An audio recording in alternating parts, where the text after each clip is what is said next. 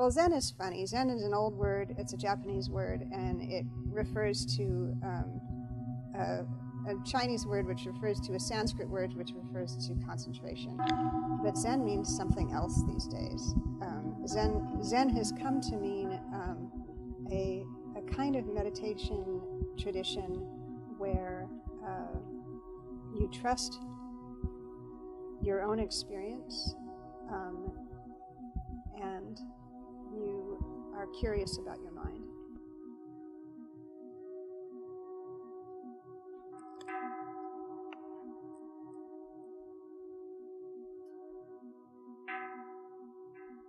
One of the first books I read was, I think it's called Zen Mind by Suzuki Roshi. And one of his statements right in the beginning of, I'm not even sure if you're into the first chapter, I think it's part of the prefix, but it says, if you really want to learn Zen, stop reading.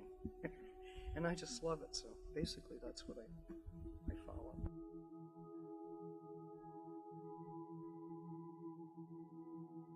The use of Zen koans in meditation is a fairly ancient tradition, but up until recently it wasn't used very commonly. But any koan is something you can hold with you when you sit still and meditate, but you can also hold with you when you walk around in the world. You can have it with you when you wake up in the morning. You can have it with you when you're in trouble.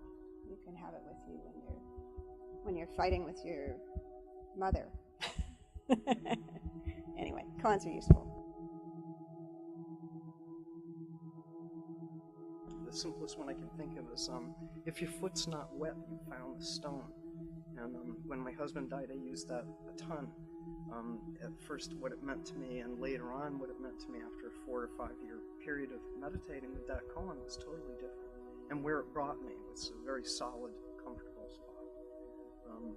It doesn't mean that you don't still grieve, but it does mean that you have a rock to stand on, something to hold underneath you.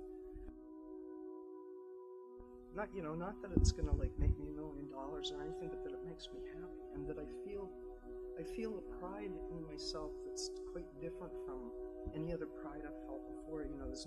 It's not a boastfulness. It's a inward, like, oh, that just made me really happy, and it has nothing to do with how I might sound to other people, really. But so that's basically what Zen has done for me.